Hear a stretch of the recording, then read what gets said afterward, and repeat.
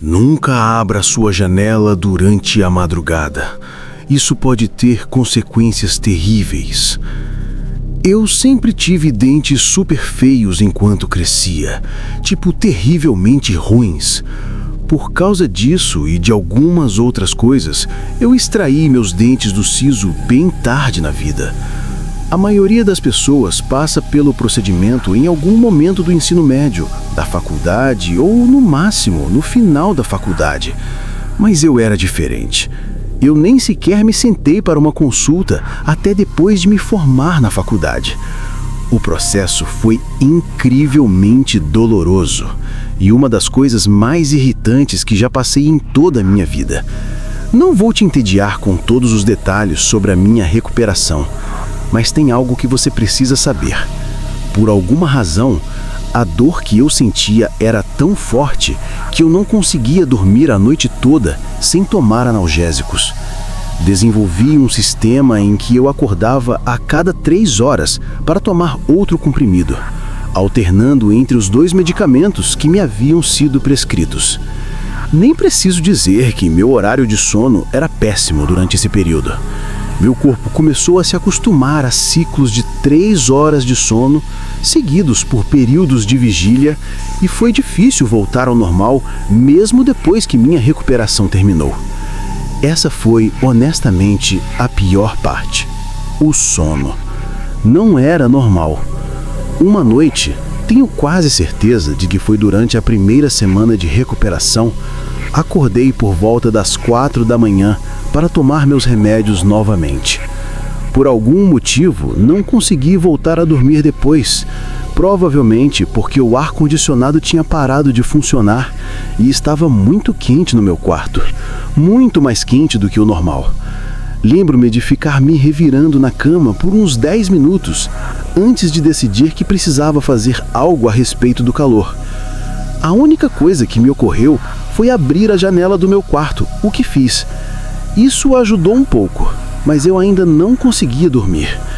Então lá estava eu, deitado miseravelmente na cama. Em determinado momento, comecei a ouvir um barulho estranho vindo de fora da minha janela. Eu nunca dormia com a janela aberta, então a princípio imaginei que fosse apenas um som externo normal que eu não estava acostumado a ouvir.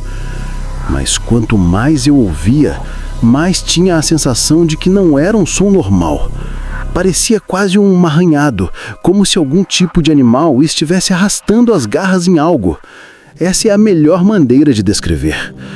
Em determinado momento, o barulho ficou mais alto e percebi que parecia vir de cima de mim, do telhado. Eu tinha quase certeza naquele momento de que era algum tipo de bicho brincando no telhado. Minha família mora em uma área arborizada, então já tivemos nossa cota de guaxinins curiosos e infestações de pragas. Eu realmente queria simplesmente ignorar e voltar a dormir, mas sabia que meu pai ficaria furioso se algo se alinhasse em nosso sótão novamente, então eu tinha que fazer alguma coisa. Além disso, não era como se eu estivesse prestes a pegar no sono de qualquer maneira. Eu estava bem acordado. Então, sem pensar muito, tirei as cobertas, pulei da cama e comecei a ir para a garagem. De lá, peguei uma das lanternas resistentes do meu pai e fui até a porta dos fundos. Meu quarto fica no primeiro andar, perto do fundo da casa, onde o telhado é mais baixo. Então pensei em dar uma olhada lá primeiro. Cheguei ao ponto do lado de fora da minha janela e comecei a passar a luz da lanterna pelo telhado. Não vi nada lá em cima, então suspirei e imaginei que o animal tivesse rastejado para uma outra parte do telhado no tempo que eu levei para sair de casa. Comecei a andar, tentando o meu melhor para iluminar o máximo possível do telhado.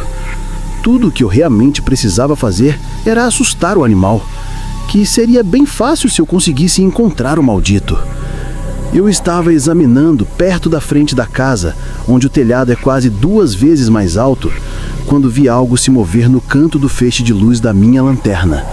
Com uma rápida movimentação do meu pulso, atirei a lanterna em direção ao local onde eu havia visto o movimento e quase desmaiei. Lá estava, de pé no telhado, uma pessoa. Não um animal, não uma matilha de animais, mas um ser humano, adulto. Havia um ser humano nu, em pé no meu telhado, congelado no faixo da minha lanterna. Eu gritei. Não consegui editar. E assim que gritei, o pessoa no telhado começou a se mover, quase como se fosse alérgico à luz da minha lanterna. Tentei rastrear seus movimentos com a luz, mas ele era absurdamente rápido. Ele começou a voltar para onde ficava meu quarto, e eu corri pela casa para interceptá-lo. Eu nem sei o que eu estava pensando. Eu deveria ter corrido de volta para dentro, mas havia um instinto profundo em mim que me impedia de recuar. Gritei pelo meu pai, enquanto corria, esperando que ele conseguisse sair a tempo para me ajudar a afastar ou conter o psicopata do nosso telhado. Cheguei aos fundos da casa, bem a tempo de ver a pessoa se preparando para pular do telhado. Não havia absolutamente nenhuma maneira de que uma pessoa pulasse daquele telhado sem sofrer ferimentos graves, mesmo daquele ponto mais baixo. Certamente ele teria que encontrar outra maneira de descer. Mas, sem hesitar, a pessoa pulou, batendo no concreto com um barulho ensurdecedor. O choque do que eu estava vendo me congelou no lugar. Naquele momento, eu não conseguia nem processar o que estava acontecendo. Era loucura imaginar que alguém acabasse de pular do nosso telhado. Eu não sei como ele não quebrou todos os ossos das pernas. O meu choque atordoado durou apenas uma fração de segundo, mas foi suficiente. A pessoa imediatamente se levantou e correu para minha direção, me derrubando no chão. Ele começou a arranhar meus olhos, quase como se ele estivesse tentando arrancar meu rosto. Eu gritei e chutei, mas não consegui tirá-lo em cima de mim. Ele estava rosnando e cuspindo, e não havia explicação lógica para como alguém assim poderia ser tão forte. Comecei a sentir sangue escorrendo pelo meu rosto, e naquele momento eu pensei que ia morrer. Mas então, por cima do som dos meus próprios gritos, eu vi a porta dos fundos se abrir. Segundos depois, meu pai estava puxando a pessoa de cima de mim, xingando e gritando como se fosse vida ou morte. Levantei do chão, bem a tempo de ver aquele psicopata se livrando das mãos do meu pai, completamente coberto pelo meu sangue. Em vez de continuar a atacar a mim ou ao meu pai, ele correu até a borda do nosso quintal, escalou a cerca do quintal e desapareceu na escuridão. Meu pai e eu ficamos parados em choque, enquanto o som de seus passos ecoando pela floresta desaparecia na distância. Vou adiantar os acontecimentos restantes. Tive que ir para o hospital naquela noite. Meu pai quase caiu só de tentar me levar até lá. Eu tinha perdido muito sangue e os médicos tiveram que me dar todo tipo de injeção para evitar que eu pegasse qualquer infecção ou doença que aquele cara pudesse ter tido. Foi um pesadelo. A polícia foi inútil. Não que eles pudessem ter feito muita coisa de qualquer maneira.